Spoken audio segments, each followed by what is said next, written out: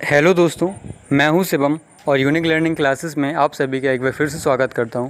जैसा कि आप लोगों को पता है, आप लोगों को नवोदय एग्ज़ाम आने वाले हैं, डेट नज़दीक चली आ रही है, तो अपनी तैयारी को और बढ़ा दीजिए, फुल मेहनत कीजिए, फुल स्ट्रेटजी के साथ तैयारी कीजिए ताकि आपकी तैयारी में कोई भी किसी भी प्रकार की कमी ना रह जाए। और अगर आपको नवोदय एंट्रेंस एग्ज़ाम के लिए कोई भी डाउट है, कोई भी किसी भी टॉपिक में, किसी भी क्वेश्चन में, तो आप मुझसे कमेंट बॉक्स में ज़रूर पूछ सकते हैं। मेरा कमेंट बॉक्स आपके लिए हमेशा अवेलेबल है। तो चलिए वीडियो को स्टार्ट करते हैं। और हाँ, अगर आप वीडियो को पहली बार देख रहे हैं, चैनल पर नए हैं, तो चैनल को सब्सक्राइब कर दीजिए, क्योंकि आपकी नवोदय एंट्रेंस एग्ज़ाम की तैयारी यहाँ मैं बेस्ट नहीं द बेस्ट करवाऊँगा। और इसे अपने दोस्तों के साथ शेयर कर दीजिए। तो चलिए वीडियो को स्टार्ट करते हैं। Let start now.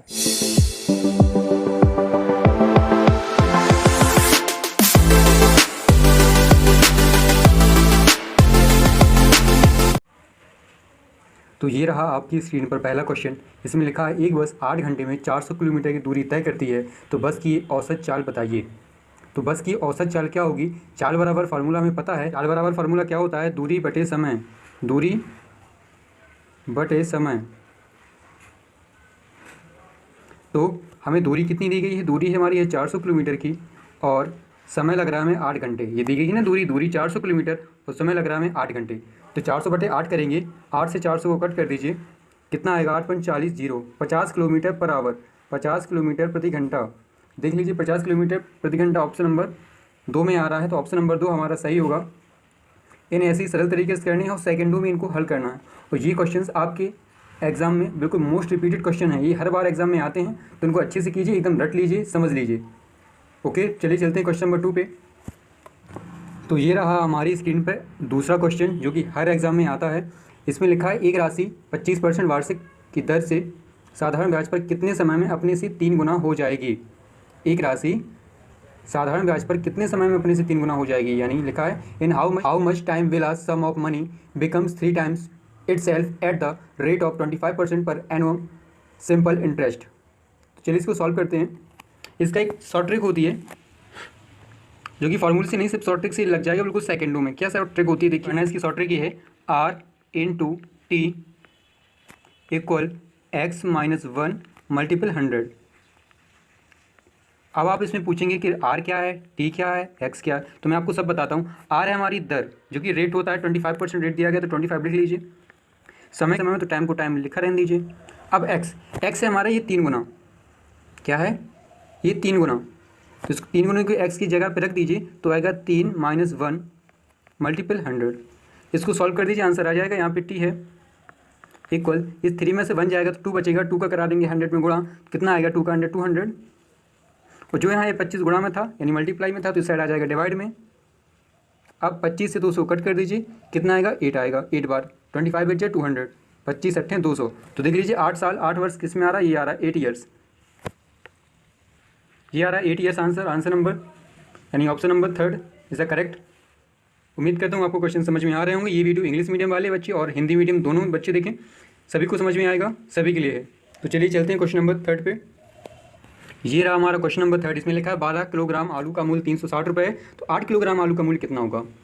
तो इस क्वेश्चन में हम कैसे करेंगे? अगर हमें इसमें 1 किलोग्राम आलू का मूल्य पता चल जाए, तो हम 8 किलोग्राम आलू का मूल्य आराम से निकाल लेंगे, पता चल जाएगा प्राइस कितना है। तो चलिए पहले हम 1 किलोग्राम आलू का मूल्य रेट निकाल लेते हैं 12 किलोग्राम आलू से। तो 12 किलोग्राम आलू 360 रुपये के हैं, तो 1 किलोग्राम आलू कितने होंगे? 360 का भाग दे दीजिए, 12 का हो जाएगा 30 बार, 12 × 36, ये 0, यानी 1 किलोग्राम आलू कितने रुपए के होंगे? हमारे 30 रुपये के। तो सिंपल बन गया। जब अगर 1 किलोग्राम आलू हमारे 30 रुपये के हैं, तो 8 किलोग्राम आलू कितने के होंगे? तो इसमें 8 का मल्टीप्लाई करा दीजिए, कितना आ जाएगा? 240, यानी 8 × 24, ये 0, तो 240 रुपये। 8 किलोग्राम आलू 240 रुपये के होंगे। Option number 2 is the correct answer. मज़ा आ रहा क्वेश्चन? ऐसे ही सेकंडों में क्वेश्चंस को हल करना है, तभी आप सही टाइम में सारे क्वेश्चंस कर पाएंगे और मज़ा भी आएगा। तो चलिए चलते क्वेश्चन नंबर 4 पे। हमारा क्वेश्चन नंबर 4, इसमें क्या लिखा है? एक पुस्तक 150 रुपये में खरीदी गई तथा 180 रुपये में बेच दी गई, तो उस पर लाभ प्रतिशत बताइए, परसेंटेज प्रॉफिट कितना होगा? तो इस बुक का, जो बुक 150 रुपये में खरीदी गई है, तो इसका CP यानी क्रय मूल्य कितना है? 150 रुपये, और विक्रय मूल्य SP है 180 रुपये। ओके, तो इससे हमें लाभ कितना हो रहा है, प्रॉफिट कितना हो रहा है, ये बताना है। तो चलिए इसको बहुत ही आसानी तरीके से करेंगे। तो क्या है, अगर हमें इसमें ये लाभ प्रतिशत पूछा गया, अगर वो इसी लाभ प्रतिशत को लाभ रुपए में पूछता कि उसे कितने रुपए का लाभ होगा, तो हम लिख सकते थे 180 माइनस 150, वो आ जाएगा हमारा 30 रुपये। यानी उसे 30 रुपये का लाभ हुआ। कितने रुपये का लाभ हुआ? 30 रुपये का। इसी 30 रुपये को परसेंटेज में बदल दीजिए। तो लाभ प्रतिशत बराबर फॉर्मूला क्या होता है, लाभ कितने का हुआ था? 30 रुपये का। खरीदी कितनी गई थी? 150 रुपये में। और जब लाभ प्रतिशत निकालते हैं तो हम करते हैं 100 का मल्टीप्लाई। इनको कट कर दीजिए, 0 से 0 कैंसिल हो जाएगा और 15 से 30 कैंसिल हो जाएगा, तो 2 बार में 15 दूनी 30। इस 2 का इस 10 से मल्टीप्लाई करा दीजिए तो आएगा 20, और 20% is the correct answer. Option number 1 is the correct answer. Option number 1 is the correct answer. बहुत ईजी क्वेश्चन है, आसानी से इसी तरीके से करना है, बिल्कुल सेकंडों में। ओके, तो चलिए क्वेश्चन नंबर 5 पे चलते हैं। ओके, तो ये रहा हमारा क्वेश्चन नंबर 5। इसमें लिखा है एक हॉल की विमाएँ 4.8 मीटर गुणे 3.6 मीटर हैं। 1.2 मीटर भुजा वाली कितनी वर्गाकार टाइलें उसके फर्श को पाट सकती हैं? इसको मैं आपको इंग्लिश में पढ़ के बता रहा हूँ। The dimensions of a hall are 4.8 metre multiple 3.6 metre. How many square tiles of side 1.2 metre can cover his floor? Okay, तो बहुत ही ईजी क्वेश्चन है, लेकिन ऐसे क्वेश्चन में बच्चे फंस जाते हैं। तो आपको फंसना नहीं है, ऐसे क्वेश्चन को बिल्कुल चुटकियों में मिनटों में करना है। तो कैसे करेंगे? तो जो ये हमें दिया गया है वर्गाकार टाइल इतने मीटर तो चौड़ी है, जो हमें ये दिया गया है 4.8 मीटर ये टाइल की हॉल की लंबाई है, और ये 3.6 मीटर हॉल की चौड़ाई है। तो लंबाई और चौड़ाई में इसका भाग दे दीजिए, हमारा आंसर आ जाएगा। 1.2 मीटर का भाग दे दीजिए, हमारा आंसर आ जाएगा।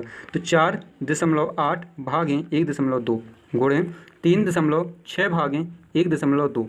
दशमलव से दशमलव कैंसिल करेंगे, 12 से 48 काटेंगे तो कितनी बार कटेगा? 4 बार। 12 चौक 48, और दशमलव से दशमलव इसका कैंसिल करेंगे, 12 36 काटेंगे तो 12 3 36। बचा 4 और 3, बीच में लगा है, मल्टीप्लाई करा दीजिए, 4 3 12। कितना आंसर आ गया हमारा? 12। 12 इज द करेक्ट आंसर। तो 12 टाइल्स हमारी लगेंगी एक हॉल में। ओके, क्वेश्चन आपको समझ में आ गया होगा। इस 1.2 मीटर वाली एक टाइल्स का भाग आप दे दीजिए लंबाई में और चौड़ाई में, तो आपकी कुल टाइल्स निकल आएंगी। तो कुल टाइल्स कितनी निकली? 12। तो 12 वर्गाकार टाइलें इस कमरे को पाट सकती हैं। ओके, क्वेश्चन समझ में आ गया होगा। तो चलिए चलते हैं अगले क्वेश्चन पे, क्वेश्चन नंबर 6 पे देखते हैं क्या है। ये रहा हमारा क्वेश्चन नंबर 6। ऐसे क्वेश्चन में तो बच्चे डेफिनेटली फंस जाते हैं, उन्हें समझ ही नहीं आता कि क्या करें, क्या निकालें, कैसे इसको सॉल्व करें, और छोड़ देते हैं। और कोई करते भी हैं तो उसको ऐसे क्वेश्चंस को रॉन्ग कर लेते हैं। चलिए मैं आपको आज बताता हूँ बिल्कुल ईजी कॉन्सेप्ट में क्या करना है आपको।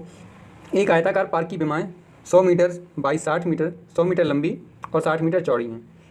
2 मीटर चौड़ा पथ पार्क के चारों ओर बनाया गया है। पथ का क्षेत्रफल वर्ग मीटर में बताइए। तो एक आयताकार पार्क है, मान लीजिए ये हमारा पार्क है, ध्यान से, ये हमारा पार्क है, इसकी लंबाई 100 मीटर है और चौड़ाई 60 मीटर है। ओके, और इसमें कहा गया है कि एक 2 मीटर चौड़ा पथ पार्क के चारों ओर बनाया गया है। 2 मीटर चौड़ा, तो 2 मीटर चौड़ा बना दीजिए। यानी हमें यहाँ से भी 2 मीटर चौड़ा करना है, यहाँ से भी 2 मीटर चौड़ा करना, यहाँ से भी 2 मीटर चौड़ा करना, और यहाँ से भी 2 मीटर चौड़ा करना। तो हमने बनाया 2 मीटर चौड़ा पार्क, पथ का पार्क, ये पार्क का पथ, तो ये बन गया। तो बताना हमें ये जो पथ का क्षेत्रफल है, इस वाले पथ का क्षेत्रफल कितना होगा, इस वाले पथ का क्षेत्रफल कितना होगा। तो बहुत ही आसानी से करेंगे। हमें पता है अंदर वाले पार्क की चौड़ाई है 60 मीटर, लंबाई है 100 मीटर। तो अंदर वाले पार्क का पहले अगर हम क्षेत्रफल निकाल लेंगे, और फिर उसके बाद अगर बाहर वाले पार्क पथ का क्षेत्रफल निकाल लेंगे और उन दोनों को घटा देंगे, तो हमारे जो बाहर वाले पथ का क्षेत्रफल है वो टोटली आ जाएगा। यानी पहले हम इस वाले का क्षेत्रफल निकाल लें और बाद में इस वाले का क्षेत्रफल निकाल लें, इस पूरे का क्षेत्रफल निकाल लें, और फिर दोनों को घटा दें, तो हमारा आंसर आ जाएगा। ओके, तो चलिए करते हैं बहुत ही ईजीली कॉन्सेप्ट के साथ। तो अंदर वाले पार्क की हमें पता है लंबाई है 100 मीटर और चौड़ाई है 60 मीटर। तो अंदर वाले पार्क का पहले क्षेत्रफल आप निकाल लीजिए। तो क्षेत्रफल बराबर क्या होता है हमारा? क्षेत्रफल बराबर लंबाई गुणा चौड़ाई। तो लंबाई है हमारी 60, चौड़ाई है, लंबाई हमारी 100, चौड़ाई हमारी 60। दोनों को क्षेत्रफल कितना आएगा? 6000 वर्ग मीटर। 6000 वर्ग मीटर। बाहर वाले का निकाल लीजिए टोटली। तो बाहर वाले का कैसे निकलेगा? अब तो इसमें कंफ्यूज हो जाएंगे हम। तो इसका ऐसे निकालेंगे कि जो ये बाहर वाला क्षेत्रफल है पथ, जब इसको हमने बनाया था तो हमने इसमें से भी 2 मीटर बढ़ाया था, यहाँ से भी 2 मीटर इसको बढ़ाया था, यहाँ से भी 2 मीटर बढ़ाया था, यहाँ से भी 2 मीटर बढ़ाया था। ठीक है, और अंदर वाला जो पार्क है वो 100 मीटर है ये, ये 100 मीटर है। अगर हमने यहाँ पे 2 मीटर बढ़ाया है तो 2 मीटर यहाँ पे बढ़ा, और यहाँ पे बढ़ाया तो 2 मीटर यहाँ पे बढ़ गया। ये तो होगी इसकी लंबाई। चौड़ाई की बात करें तो यहाँ पे भी हमने 2 मीटर चौड़ाई बढ़ाई, यहाँ पे भी 2 मीटर चौड़ाई बढ़ाई, यहाँ पे भी 2 मीटर चौड़ाई बढ़ाई, और यहाँ पे भी 2 मीटर चौड़ाई बढ़ाई। यानी टोटल हमने लंबाई कितनी बढ़ाई, 2 और 2 4 मीटर, और टोटल लंबाई कितनी, चौड़ाई कितनी बढ़ाई, 2 और 2 4 मीटर। तो 4 मीटर हमने लंबाई बढ़ा दी इसकी, 4 मीटर हमने क्या बढ़ा दी, चौड़ाई। तो अभी लंबाई थी 100 मीटर, अब हो जाएगी हमारी 104 मीटर। तो बाहर वाले का क्षेत्रफल हम जब निकालेंगे, निकाल लीजिए, 104 मीटर इसकी लंबाई और 64 मीटर इसकी चौड़ाई होगी या नहीं। 104 कैसे आया, क्योंकि 2 मीटर इस साइड बढ़ा, 2 मीटर इस साइड बढ़ा, 2 मीटर नीचे बढ़ा, 2 मीटर ऊपर बढ़ा, यानी चारों तरफ 2-2 मीटर बढ़ा, तो 4 मीटर इसकी लंबाई बढ़ गई और 4 मीटर इसकी चौड़ाई बढ़ गई। अब इसको आसानी से कर लेंगे, इसका मल्टीप्लाई करा दीजिए तो आएगा हमारा 6656 मीटर। ये हो गया इसका बाहर वाले का क्षेत्रफल, और ये आया था हमारा अंदर वाले का क्षेत्रफल। इन दोनों को घटा दीजिए, आंसर हमारा आ जाएगा। ओके, तो इन दोनों को घटाइए जल्दी से। तो 6656 माइनस 6000, ये बड़े वाले का है, ये छोटे वाले का है, दोनों घटा दीजिए। तो 6 में 0 हो जाएगा 6, 5 में 0 हो जाएगा 5, 6 में 0 हो जाएगा 6, 656 वर्ग मीटर। तो देख लीजिए 656 किस में आंसर आ रहा है, ऑप्शन नंबर 2 हमारा करेक्ट होगा। तो उम्मीद करता हूँ आपको ये क्वेश्चन समझ में आ रहे होंगे, ये कॉन्सेप्ट समझ में बिल्कुल आया होगा। अगर थोड़ी भी डाउट है तो ये क्वेश्चन को एक बार वीडियो को पीछे कर लीजिए, बैक करके देखिए, आपको पूरा क्वेश्चन क्लियरली समझ में आ जाएगा। तो चलिए चलते हैं क्वेश्चन नंबर 7 पे। क्वेश्चन नंबर 7, तो ये रहा हमारा क्वेश्चन नंबर 7। इसमें क्या लिखा है, एक वर्गाकार पार्क की भुजा 100 मीटर है तो पार्क का परिमाप क्या होगा। तो हमें वर्ग का क्षेत्रफल आता है, हमें वर्ग का परिमाप भी आता है। तो वर्ग का परिमाप का सूत्र क्या होता है, भुजा इसको, तो परिमाप बराबर फार्मूला क्या होगा हमारा, 4 इंटू भुजा, 4 इंटू भुजा।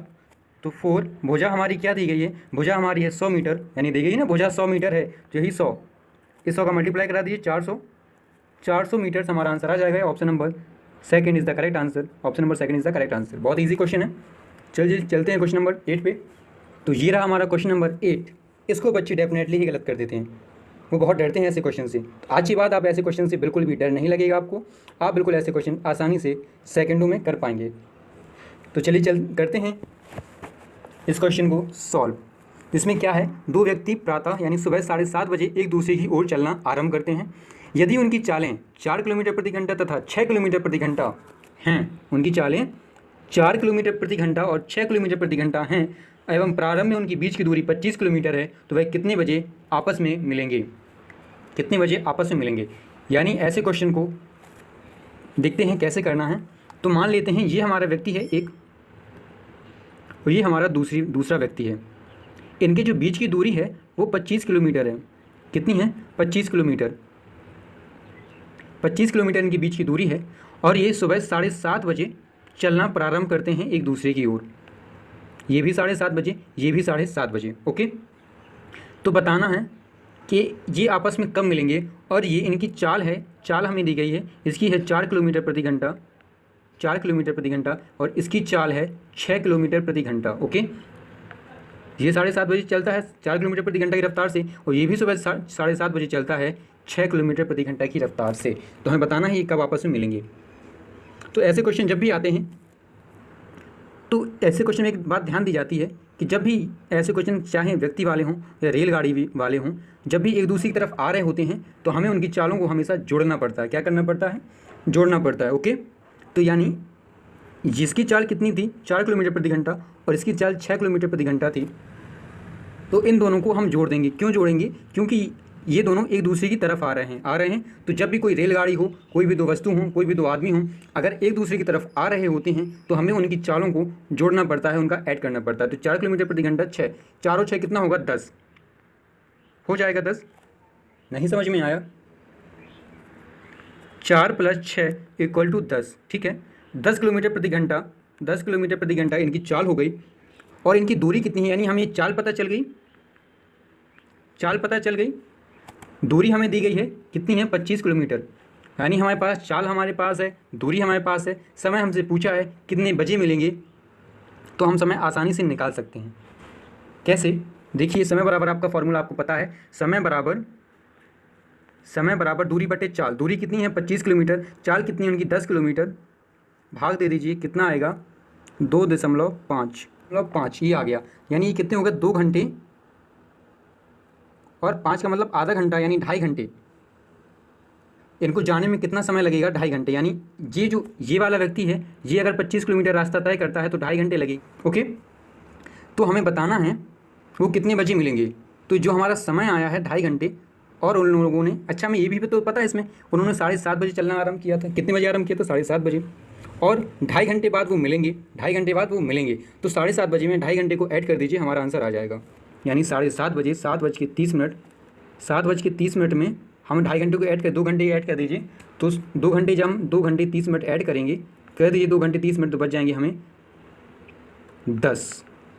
तो 10 बजे वो आपस में मिलेंगे। तो ऑप्शन नंबर देखिए, तो बिल्कुल option number 3 is the correct answer. Option number 3 is the correct answer. तो ये क्वेश्चन आपको समझ में आ गया होगा। बहुत ईजी क्वेश्चन है और टफ भी है। अगर समझ लिया तो ईजी है, नहीं समझे तो टफ है। अगर थोड़ी भी डाउट है तो वीडियो की एक बार पीछे कर लीजिए और फिर से इसको देखिए, आपको डेफिनेटली, मुझे विश्वास है आपको समझ में आ जाएगा। चलिए चलते हैं अगले क्वेश्चन पे, क्वेश्चन नंबर 9 पे। ऐसे क्वेश्चन को बहुत ही आराम से किया जाता है, बहुत ही समझ के। बस इसमें एक ही कॉन्सेप्ट याद रखना है कि अगर दोनों व्यक्ति एक दूसरे की तरफ आ रहे हैं, एक दूसरे की तरफ आ रहे हैं, तो उनकी चालों को हमें जोड़ना है। और अगर एक ही दिशा में जा रहे हैं तो हमें उनकी चालों को घटाना है। ओके, एक ही दिशा में जा रहे हैं तो चालों को घटाना है, और एक दूसरी तरफ आ रहे हैं तो हमें चालों को जोड़ना है। तो चलिए चलते हैं क्वेश्चन नंबर 2 पे। यही इसका कॉन्सेप्ट था। ये रहा हमारा क्वेश्चन नंबर 9। इसमें लिखा 11 तथा 21 के लिए निम्न में से क्या सत्य है। बताना है। दोनों कंपोजिट नंबर हैं, और दोनों कंपोजिट नंबर हैं, इवन नंबर हैं, को प्राइम नंबर है, मल्टीप्लाई नंबर हैं। कंपोजिट मतलब होता है समग्र संख्याएं, इवन नंबर का मतलब होता है सम संख्याएं, और को प्राइम नंबर का होता है सह अभाज्य संख्याएं।